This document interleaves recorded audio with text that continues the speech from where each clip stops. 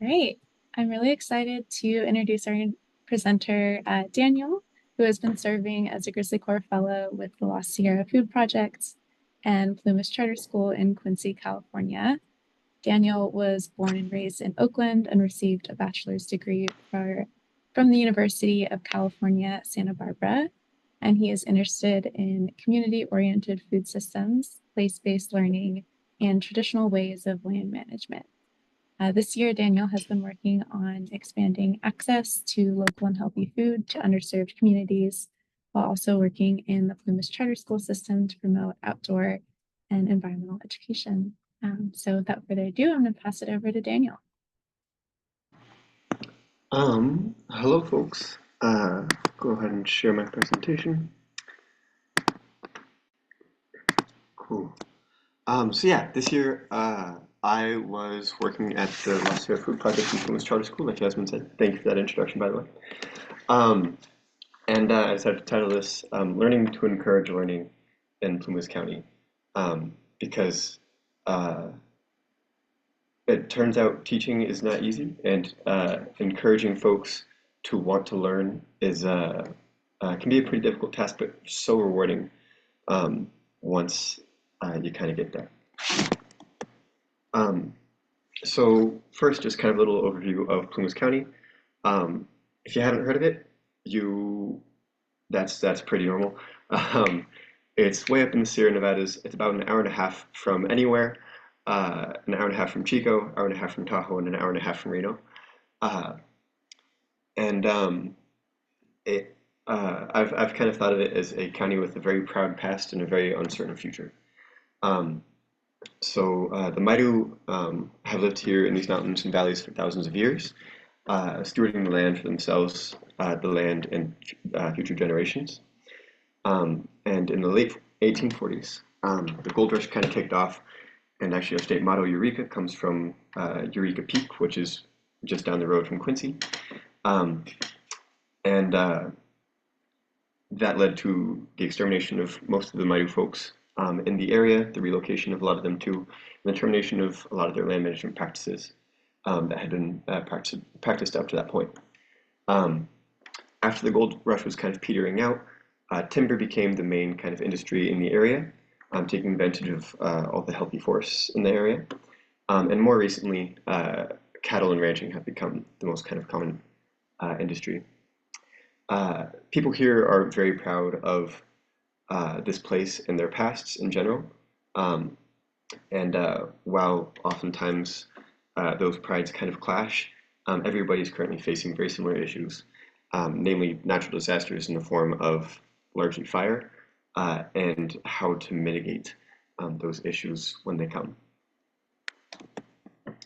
Um, I have been spending most of my time in Quincy, which is the county seat of Plumas. Uh, it's a great little spot. It's got a movie theater, community college, three art galleries, a food co-op, a toy store with an ice cream bar, and so much more for a town of just 5,000. It's a great place to be. Um, Indian Valley is our next valley over, our kind of neighbor community. Um, and that's where I spent a lot of my time teaching. And it is a just gorgeous place, a really special place to live. And you can just walk around and drive around there endlessly. It's a great area. Um, so a kind of overview of the organizations I was working for. The Last Sierra Food Project is a nonprofit, started about 5 years ago, so still pretty young, but really kind of ramping up recently. And their main goals are promoting food access, regenerative agriculture education, and workforce development in our area. Um, a lot of this is centered on our farm that we run, the Rugged Roots Farm, which we use as a production farm to grow food to sell to the community, as well as donating to food banks. Um, we use that as a educational space. We bring a lot of students here from all the elementary schools in the county um, to get them excited about vegetables and stuff.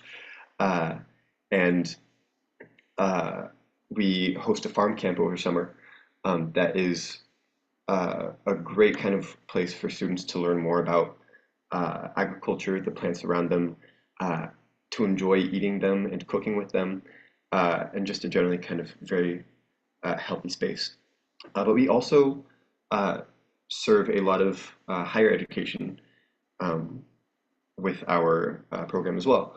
Uh, the community college has a regenerative agriculture program, um, and a lot of their classes are hosted on our farm, as we do a lot of regenerative agriculture practices at our farm. Um, and we also try to support workforce development as well, um, through a number of internships to both high school students locally as well as community college students. Um, and just a particular emphasis with all employees to make sure they are getting the kind of what they want out of the job. It goes both ways. Um, at Plumas Charter School, it's a public school that is focused on giving students um, the attention that they deserve. Uh, I know myself growing up in Oakland, if you're in a class of only 30 students, that was like a pretty small class, which is kind of just a terrible way to go through 13 years of education. So Plymouth Charter School focuses on having small class sizes that can be more kind of in tune with the students they're trying to teach, as well as offering a kind of wide variety of educational experiences. They have welding classes, digital media classes. Um, Next year they're starting a cooking class. We've done a lot of outdoor education work with them, which is what I'll be talking about in a bit. Um, and Yeah, it's a pretty cool program that they have there. And both of these organizations, the way I see it, are trying to secure the future of the county while making a healthier kind of present for all the community members. So at the La Sierra Food Project, one of their main current goals um, for kind of building capacity is to expand the food access programs both in and beyond Quincy to be accessible to as much of the county as we can. Um, like I said, the organization is only about 5 years old, and at this, most of that time has just been spent getting their feet under them. Uh, our executive director, Jesse, has done a great job of this, and uh, we're in a really good spot right now. We're actually able to hire a lot new, uh, many new employees and expand our programs to be more kind of broad. I tried to, the ways I kind of helped with this goal is um, in fall, I helped with some food preservation workshops because food is a very kind of scarce resource here, unfortunately. Uh, about 20% of our county is food insecure. And for folks who do want to grow their own food, it's really hard because there's such a short growing season. We're high in the mountains, we get a lot of snow, and it gets really cold. So for about half of the year, really from October to mid-April, you can't really be growing things in the ground. Um, and so food preservation is a great way to kind of help limit this issue. If you grow an excess of things during summer, how can you package them, can them, and preserve them so that you can use them throughout winter and early spring? Um, and that's something we're going to try and do some more work on this coming year as well. Um, One of the main things I was working on this year, though, was trying to develop a gleaning program for La Sierra Food Project. Um, Gleaning is the act of basically harvesting food that would otherwise just drop to the ground, rot, and go to waste. Um, and Plumas County has a lot of fruit trees just scattered around randomly. From what I've heard, this is a kind of remnant of the old pioneer days. When people came here, they wanted to have something alcoholic to drink, and so they just spread apple seeds all over so that they could make cider. Um, Most of these really old trees are now kind of forgotten, and uh, just a food source waiting to be used by anywhere in the county, basically. So I helped kind of do a feasibility report, see if this was a good idea for our program, and uh, I've unfortunately won't be able to help run this when it actually kicks off in fall when the apples come.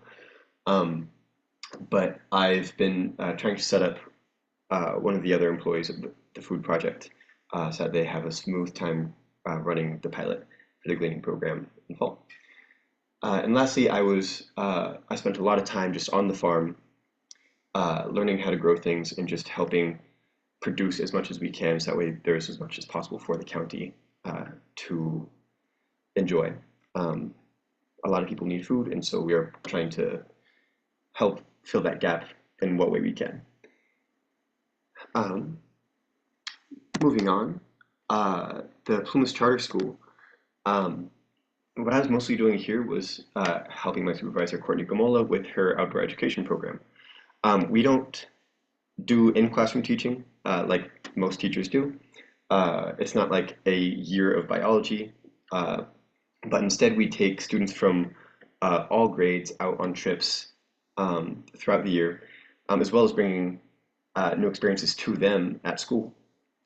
Uh, and let me get back to what I actually had in mind for the slide.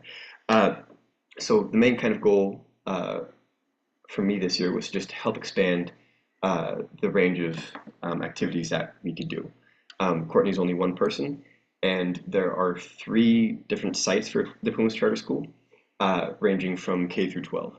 So there was a lot to go on and a lot more that could happen if there was some more help. So enter me. Um, the main kind of projects I worked on was a weekly outdoor education and SE class. Those are two separate classes actually.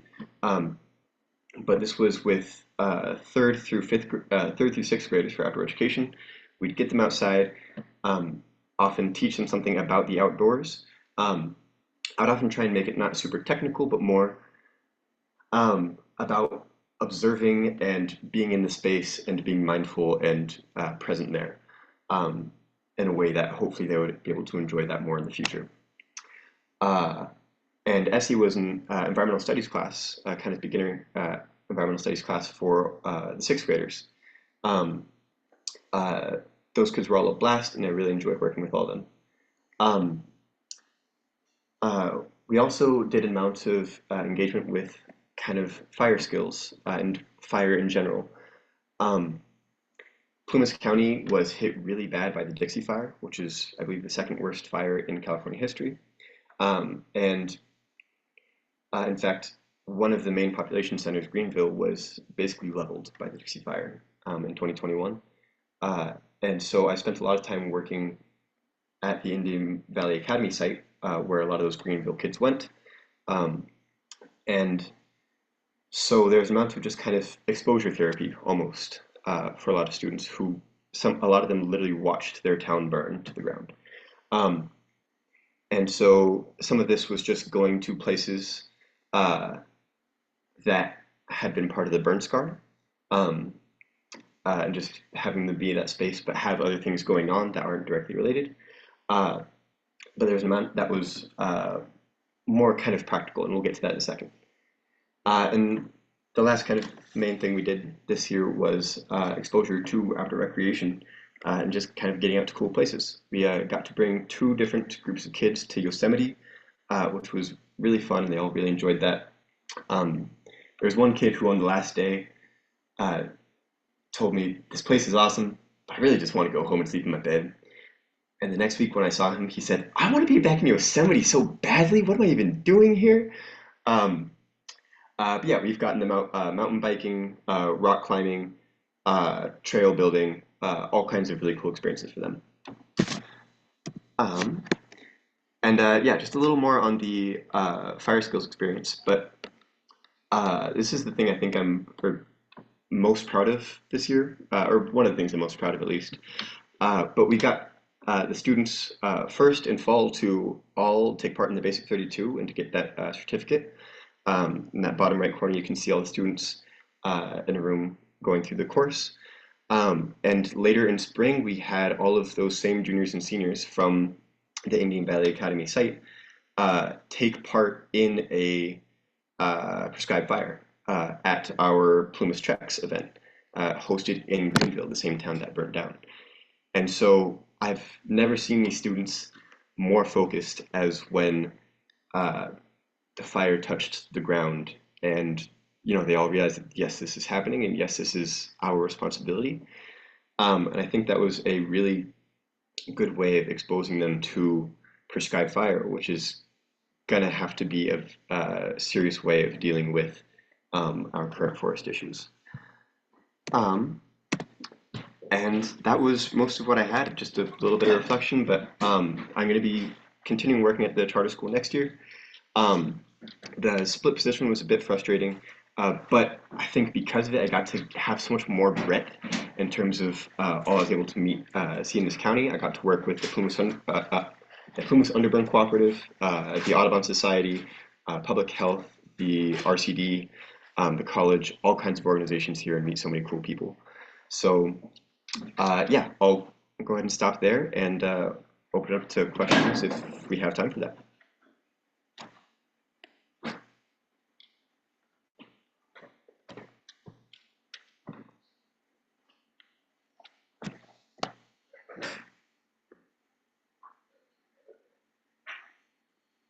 I have a question for you. And yeah, well, first off, just a comment, like I remember when I first met you, you saying that you wanted to be a teacher. So it's really exciting to hear that you'll be continuing to do what you love at the charter school next year. So very happy for you. Congratulations.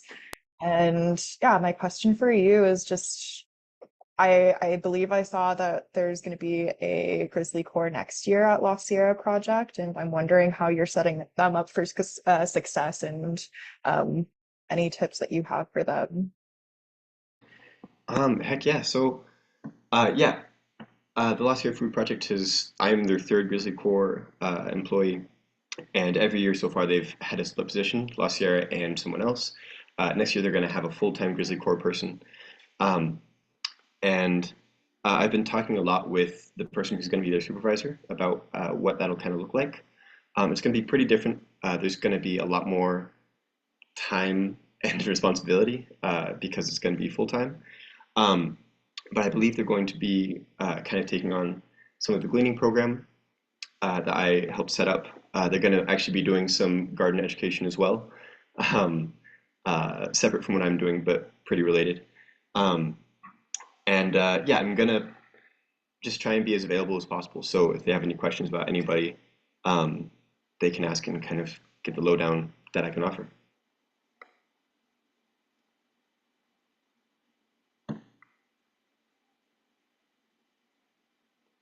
Well, thank you so much, Daniel. Yeah, I know you've done so much incredible work this year, and excited that you'll be continuing with Plumas Charter School and be able to continue that journey and still be in the area as well for our next fellow. But yeah, I think we have time for maybe like one more quick question or quick comment, or if not, we can move on. Um, do you have a teacher joke that you go to kind of like get the students like up and ready to learn in the morning? Um, School's been out for like a month and a half now, and so I might be a little rusty. Uh, I think one that I often say is something along the lines of "It happens to the best of us," and I know I'm not the best of us. Um, but just with a little wry smile, and I think that usually gets him to chuckle. Um, every time we get into a van, before we start driving, everybody has to be buckled. So yell "Buckle Bunny" and hit the ceiling, and anybody who's buckled can yell "Buckle Bunny" and hit the ceiling. And that works so much better, even with older kids. I was so surprised, and like the high schools were into it. Um, but yeah, uh, those are the first ones that come to mind. Thank you. Well, thank you so much, Danielle.